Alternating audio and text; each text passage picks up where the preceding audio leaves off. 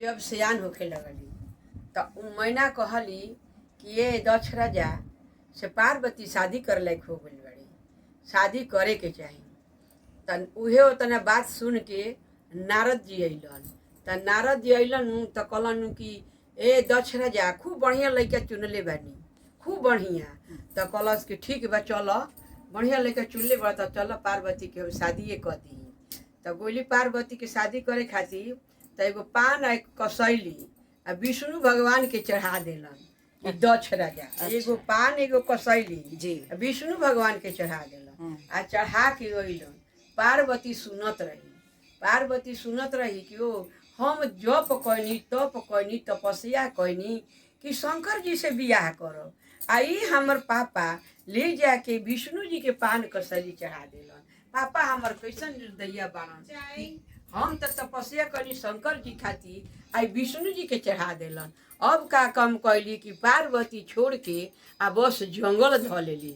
जब जंगल ध ले रह कन्या, जब जंगल ध लेली पार्वती, तपस्या में पार्वती के जंगल ध लेली, तब दक्ष राजा के रोवत रोवत खोजत खोजत आँखी में माने नैना से लोट ढरता आँखी में किची फेंक देले बा।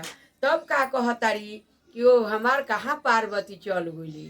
तब खोजत खोजत खोजत खोजत कुछ दिन के बाद गुलन का कहला कि दक्ष राजा ओह जंगल में पार्वती 108 के लिंग बना के आ शंकर जी के पूजा करत रही।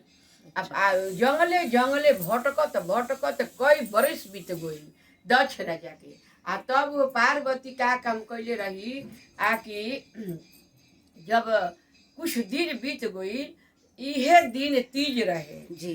दिन शुद्ध दिन तीज रहे, तीज परत रहे या दिन बनावे खाए के दिन हो। हाँ। तो ओह दिन 108 गो के लिंग बना दिहली आ बना के केरा के इथी बेलपतर 11 गो लिख लिख के सब पर चढ़ा दिहली। वो जब कुछ ना रहला आ वो 11 गो लगा के या नमः शिवाय प्रणाम कर करके आ ले जाके गंगा में सपूरन करत रही। तो जैसा ही ऐसा ही आँख धैले बाड़ी, ध्यान धैले बाड़ी भोले बाबा के, भोलानाथ के ध्यान धैले बाड़ी कि हे भोलेनाथ हमार पूजा स्वीकार कली, हे भोले भंडारी हमार पूजा स्वीकार कली। ले जाके सपूरन करताड़ी गंगा में। जब सपूरन करताड़ी तो शंकर जी ओहिजे खड़ा हो गइलन, प्रगट हो गइलन। हाँ प्रगट हो गइलन। जब शंकर जी गए भोले बाबा, जब भोलेनाथ अइलन तो कहता नीका करतलू पार्वती हाथना जंगल में कैसे जियत रहू।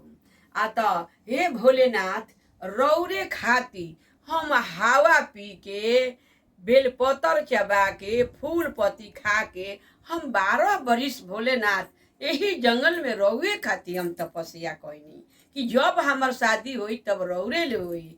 हे भोले भंडारी हम रौए शादी कैनी। तब अतने एगो बात कहलन कि ओ मस्तो सब हम स्वीकार कर लेनी तार पूजा, जा हम जब हमार शादी हुई, जब तार शादी हुई तो तोहरे से हुई, कईयो जन्म जन्म लेबू जन्म लेबू, जब जब तोहरे से हमार शादी हुई, तोहरे से हमार शादी हुई। अतने कह के भोलेनाथ अर्चित हो गइल, हम तेरा ध्यान हो गइल। हाँ तब ध्यान हो गइल। तब ओकरा बाद में खोजत खोजत खोजत नारद जी अइलन। तब नारद जी अइलन तो पार्वती के वेशभूषा देख के खूब रोअलन, खूब रोअलन।